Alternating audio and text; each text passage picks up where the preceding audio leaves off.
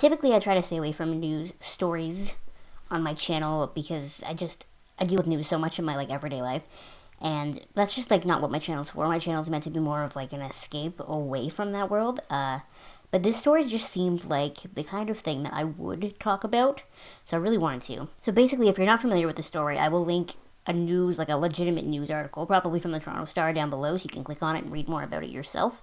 But basically, James Charles, who is a big internet makeup dude, he is now also one of the faces of CoverGirl, tweeted some not so flattering stuff. Basically, I think it was supposed to be a joke, and he mixed up Ebola and E. coli, and that was the sort of joke in his mind, but in the end, he ended up insinuating that all of Africa has Ebola, and if he goes to Africa, he's going to get Ebola, which is obviously not okay. Now, taking that tweet from probably like a week ago out of the equation for a second, because it brought up a whole bunch of stuff where people were going back into his like Twitter archives and finding other shit he said that wasn't like super great. That wasn't probably the best. That was probably not, his most shining moments, and sharing that again and kind of like going for him in that way. Like, look, James Charles has always been trash, and that I have a very different opinion of that than I do of the current situation. So let's just go there. I have a really big problem with going back into someone's Twitter archives or their Facebook archives or whatever and taking shit that they said like 10 years ago and pulling it up again, especially with like my generation and James Charles' generation. He is, I think, 5 years younger than me. I think he's the same age as my younger sibling. They're both born in 99. But people can change so much in a time. So like, if I'm being totally honest with you, if you go through my Twitter archive, you're going to find something stupid or something racist or something generally just awful that I've said 5-ish plus years ago because I was a kid. I was very young, and I was trying desperately to like fit in or belong or be funny or some stupid things like that, and I thought that was acceptable.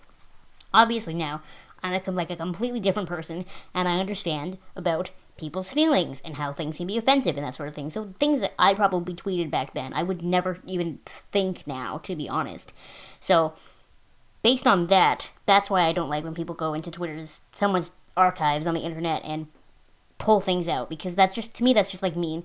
Unless, of course, you're president of the United States, because in that case, some of these tweets are only a couple of years old, and you are like a 70-year-old man, and you were just as adult then as you are now, and then, therefore, you deserve to be dragged. But the difference here is that James Charles tweeted this weird Ebola thing now, as the face of CoverGirl. Should you always be a reflection of the company you work for? I think in the case of someone who is the face or the personality of something, you should. Someone like James Charles is always connected to CoverGirl, even if he's at McDonald's, even if he's on the internet tweeting, wherever he is, he's going to have that connection to CoverGirl. And that's kind of what weirds me out. Like, why didn't CoverGirl have more media training for James? Is it because he was already in the media? They didn't think he needed it? I remember the Jonas Brothers talking about their extensive media training when they signed up with Disney and how to throw questions around and that sort of thing. You'd think that CoverGirl would have that for someone who was going to be their face, but I don't know. That's mainly what disappoints me about James Charles' tweets now, is that he's only 18 still, but he should know better. And as someone with like that huge internet pull, and as someone who is the face of CoverGirl, you would think that you would be more careful about what you say. But also, I think the other part of the problem is, he's very young, but there's no real remorse. His apology about it was kind of bullshit. I mean, nothing is worse than when someone says something awful, and then their apology after is like, "I'm sorry you were offended." That means nothing. That means literally nothing. That is the worst. I would rather you not apologize at all than say, "I'm sorry you were offended." Because to me, that sounds like, I'm sorry that you thought what I said was rude, but it's my opinion, and I'm going to keep it that way, and I'm not going to change it for you. You know what I mean? That's what it sounds like to me. It doesn't come from the heart. It doesn't sound genuine. What kills me is that this is coming off the heels of the PewDiePie scandal. And I realize that PewDiePie, like the internet joke from his followers, is that this scandal hasn't actually hurt his following at all because he still has 53 million subscribers. But losing a deal with Disney is a huge deal. Like, you can't downplay that. And then he was in YouTube preferred content before, and that's gone now too.